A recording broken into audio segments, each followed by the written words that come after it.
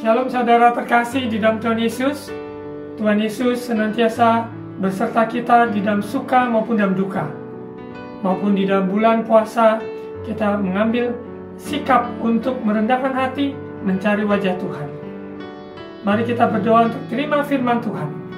Bapa, kami bersyukur Engkau Tuhan Yesus yang setia dalam setiap kehidupan kami. Tantangan apapun Engkau terlebih besar. Engkau sanggup menolong kami. Engkau tidak pernah membiarkan meninggalkan anak-anak-Mu yang berharap kepadamu. Terima kasih Bapa. Roh Kudus urapi hamba-Mu menyampaikan firman Tuhan dengan jelas, dengan otoritas yang datang dari Engkau, sehingga setiap perkataan firman Tuhan memberikan kelepasan, memberikan kemenangan bagi setiap umat-Mu Tuhan. Jadikan kami semua pelaku firman-Mu.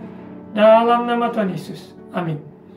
Saudara terkasih di dalam Tuhan Yesus, di bulan Maret ini kita mengambil tema doa puasa, yaitu merendahkan hati, yaitu ketergantungan manusia kepada Allah. Doa puasa bukan untuk menunjukkan kehebatan manusia ataupun kesalehan diri kita, tapi doa puasa adalah penyerahan diri. Penyerahan diri kepada kehendak Allah dan percaya Tuhan menjadikan segala sesuatu indah pada waktunya. Doa puasa terdiri dari dua kata, doa dan puasa. Orang yang berdoa yaitu selalu ada komunikasi, hubungan yang erat, intim, dekat dengan Tuhan, dengan Bapa di surga, di mana kita juga mendengarkan suaranya. Kita perhatikan jalan-jalannya dengan hati yang niat untuk melakukan kehendak Bapa di dalam kehidupan kita. Dalam puasa juga kita mengosongkan segala keinginan kita, nafsu kita, untuk kita mengesampingkan semua itu untuk mencari wajah Tuhan. Di mana doa, puasa adalah sebuah kekuatan rohani yang luar biasa. Juga sebuah kedisiplinan rohani yang harus dilatih dari sejak kita masih muda. Saya bersyukur sejak mengenal Yesus, menerima Yesus, dan Tuhan mengizinkan lewat hambanya, lewat Bapa rohani, menuntun saya untuk juga melatih diri berdoa dan puasa. Mulai dari seminggu sekali, seminggu 2 kali, bahkan dalam doa puasa panjang. Saya bersyukur semua latihan itu membentuk karakter, membentuk iman kita, sungguh-sungguh berakar, berharap, bergantung kepada Bapa di surga. Saat ini kita akan ambil teks dari Matius 17 ayat 21. Di minggu yang keempat, tema doa puasa ini, kita ambil di Matius 17 ayat 21. Mari kita baca Matius 17 ayat 21. Jenis ini tidak dapat diusir kecuali dengan berdoa dan berpuasa. Sekali lagi, jenis ini tidak dapat diusir kecuali dengan berdoa dan berpuasa.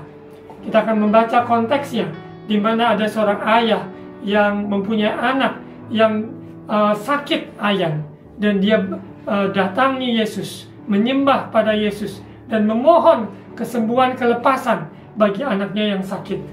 Dan dalam proses perjalanan itu, di mana murid-murid Yesus yang juga diminta untuk mengusir iblis, namun kenyataannya mereka tidak berhasil. Dan kita akan lihat, akan belajar dari perikop ini. Yesus menyembuhkan seorang anak muda yang sakit ayan. Kita lihat di Matius 17 ayat 14. Ketika Yesus dan murid-muridnya kembali kepada orang banyak itu, datanglah seorang mendapatkan Yesus dan menyembah. Ayat 15 katanya, "Tuhan, kasihanilah anakku. Ia sakit ayan dan sangat menderita. Ia sering jatuh ke dalam api dan juga sering ke dalam air." Jadi kondisi yang ada di mana seorang ayah yang sungguh-sungguh sangat prihatin akan kondisi anaknya yang sedang sakit, yang sakit ayan dan sangat menderita. Dia datang pada Yesus. Tentunya dia mendengar siapa Yesus itu. Yesus sanggup menyembuhkan, Yesus sanggup mengusir setan, dan dia mendatangi Yesus. Dia katakan kepadanya, minta belas kasihan supaya anaknya dilepaskan, anaknya disembuhkan. Apa masalah kita hari-hari ini? Pergumulan yang dihadapi oleh saudara. Nah, kita yakin dan percaya tidak ada suatu yang mustahil bagi Tuhan, untuk bekerja di masa ini, di masa yang sukar, dalam hal keuangan, kesehatan, dalam hal politik, kondisi dunia, dalam peperangan yang dihadapi, yang kemungkinan-kemungkinan yang akan terjadi. Namun orang yang berlindung di dalam naungan kepak sayapnya, selalu ada perlindungan Tuhan, selalu ada pertolongan Tuhan tepat pada waktunya. Kuncinya adalah di dalam hubungan dengan Tuhan, yaitu lewat doa dan disertai dengan puasa. Dengan kondisi kesehatan yang memungkinkan, kita ambil langkah berpuasa, karena kita yakin percaya doa puasa adalah sebuah kesatuan di mana kehidupan kita hanya Yesus yang bertindak berkarya lewat bejana tanah liat ini.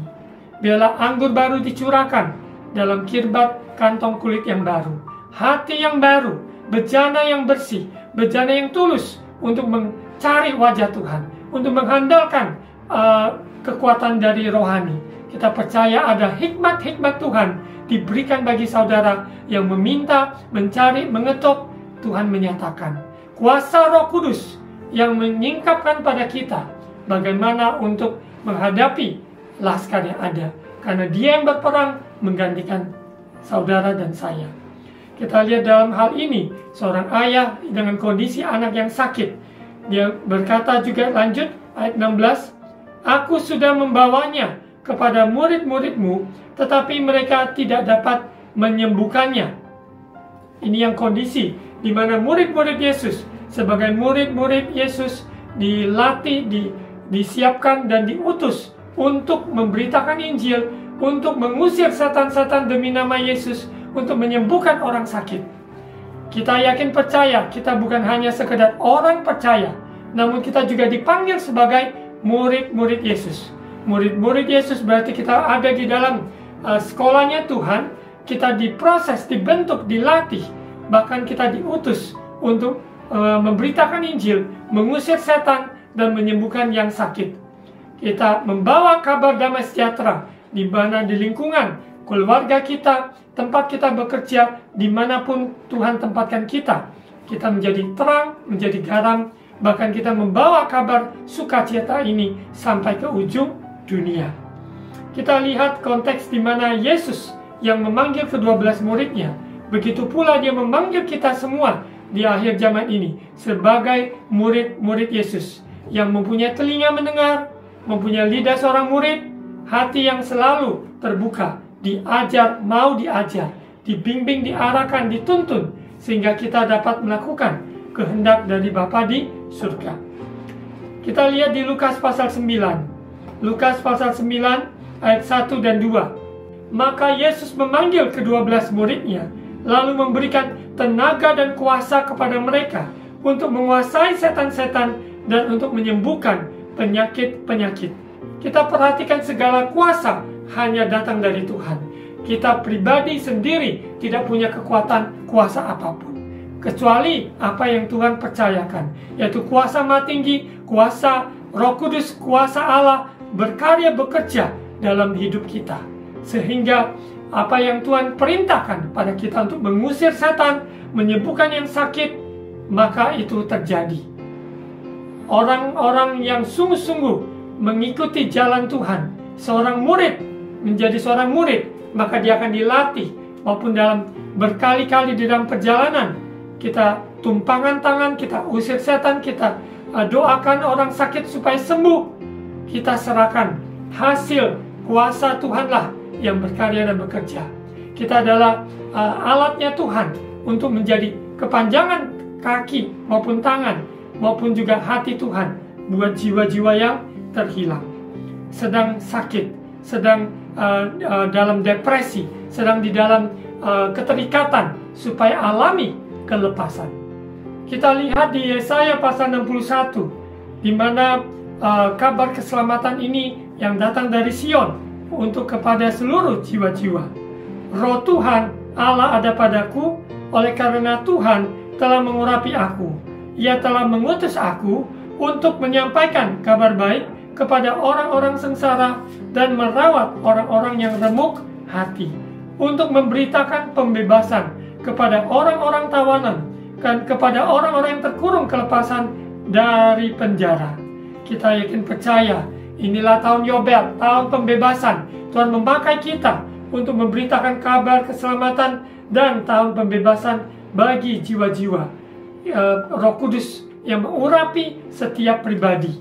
Kita lihat lanjut di ayat 2, di Lukas 9 ayat 2. Dan ia mengutus mereka untuk memberitakan kerajaan Allah dan untuk menyembuhkan orang. Yesus datang ke muka bumi ini 2000 tahun yang lalu, membawa kerajaannya. Kerajaan Allah sangat beda dengan kerajaan di dunia ini. Bukan soal makanan, bukan soal minuman, tapi kebenaran, damai sejahtera, sukacita oleh Roh Kudus, dan bukan terdiri dari perkataan, namun terdiri dari kuasa.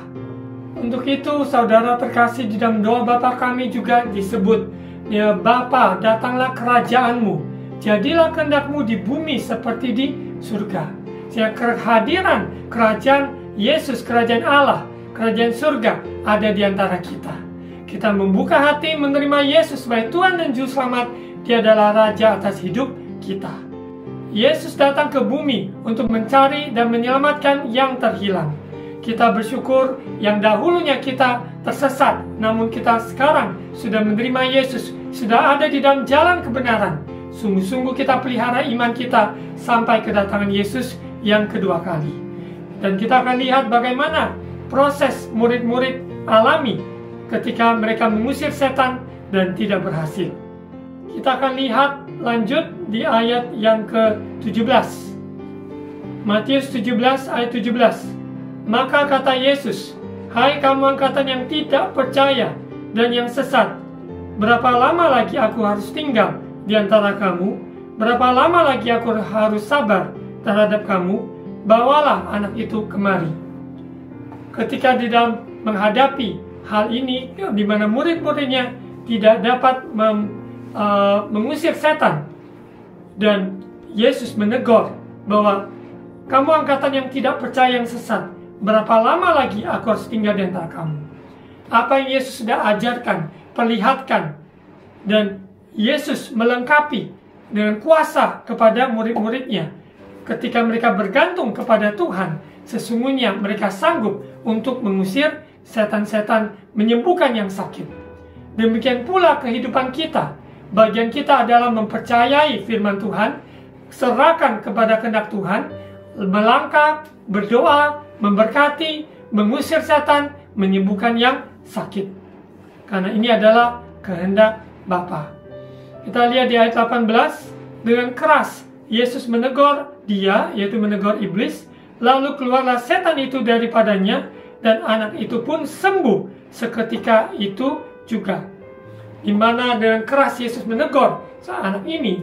Kita lihat di perikop yang lain di Lukas, kita akan lihat prosesnya yang kita akan baca.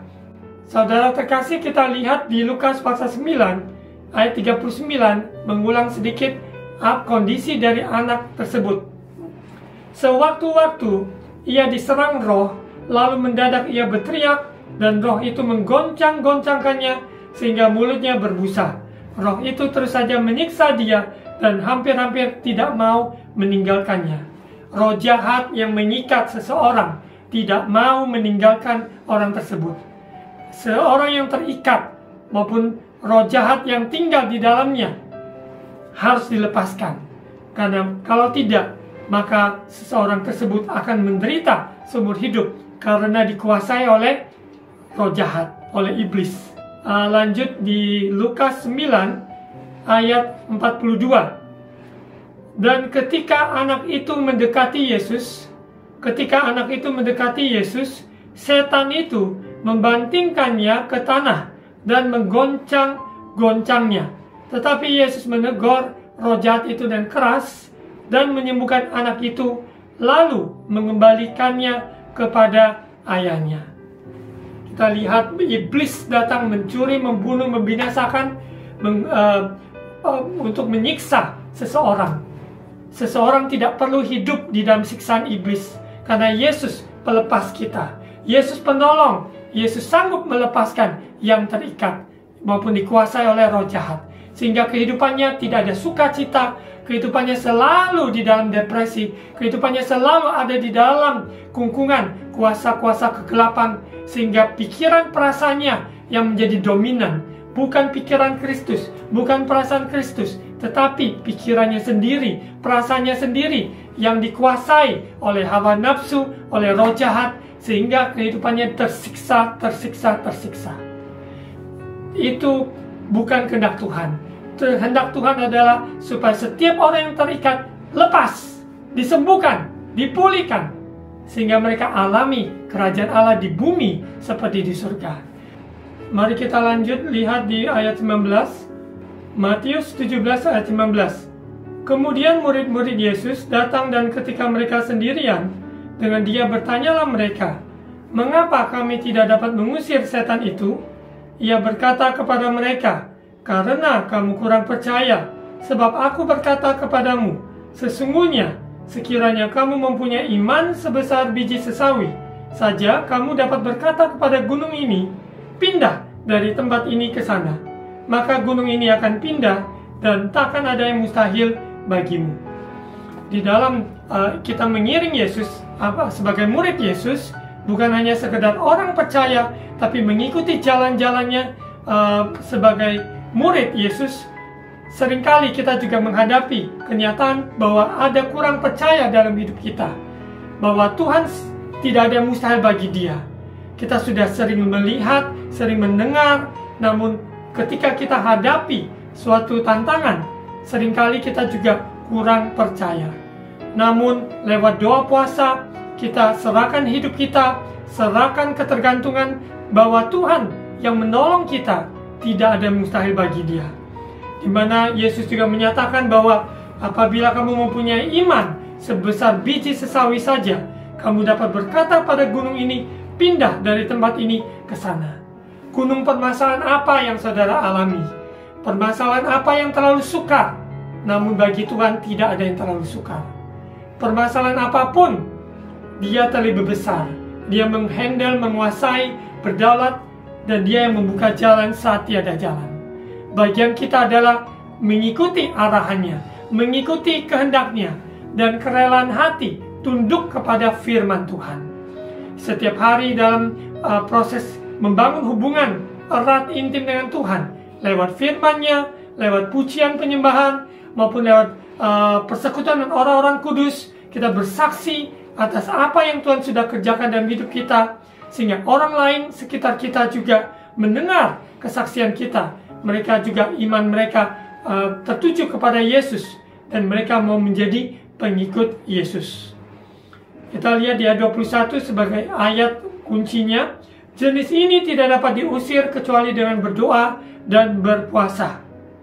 Ini bukan berarti kehebatan dari seseorang dalam berdoa ataupun berpuasa, tetapi ini ditekankan bagaimana kita sungguh-sungguh. Doa puasa itu adalah melambangkan, menggambarkan ketergantungan manusia kepada Allah yang tak terbatas. Manusia dengan kekurangannya, kelemahannya, keterbatasannya, namun memiliki Tuhan yang besar, yang tak terbatas. Segala kuasa ada di dalam tangannya. Untuk itu lewat doa dan puasa, penyerahan diri bahwa Yesus, Engkau dimuliakan lewat hidup kita ini, lewat bejana ini, sehingga kehidupan kita selalu ada damai sejahtera, ada sukacita, dan penuh belas kasihan melihat maupun orang-orang yang terikat di dalam keterpurukan mereka.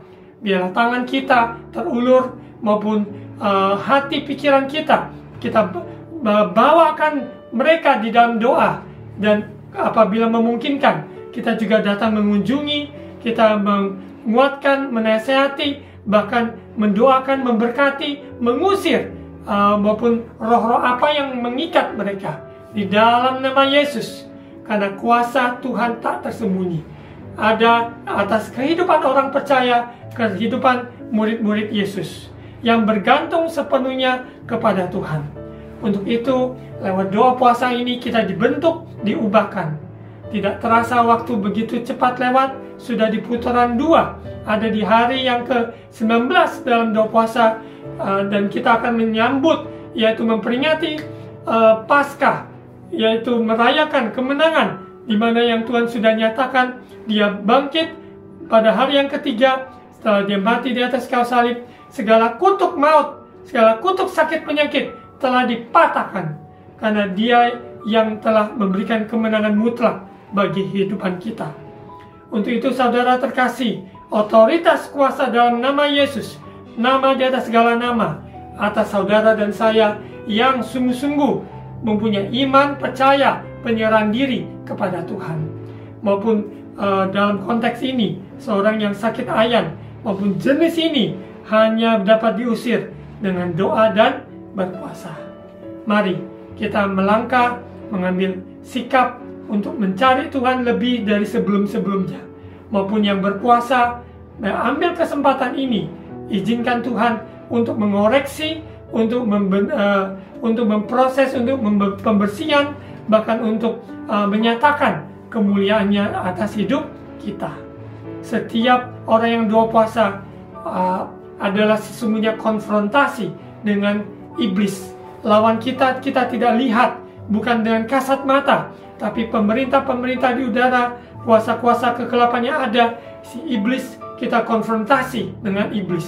Seperti suara pembalan minggu yang lalu, godaan di balik doa puasa. Yesus ambil doa puasa 40 hari, ada di padang gurun. Di dalam proses itu, di mana iblis mencobai, namun dia tidak berhasil.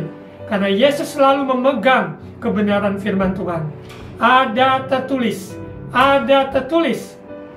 Selalu kita pegang teguh kebenaran firman, maka kita tidak terkecoh dengan godaan, dengan cobaan, jebakan iblis. Kita dalam doa puasa menghadapi konfrontasi dengan iblis tidak perlu takut, sebab roh Tuhan yang ada di dalam diri kita lebih besar dari roh-roh yang ada.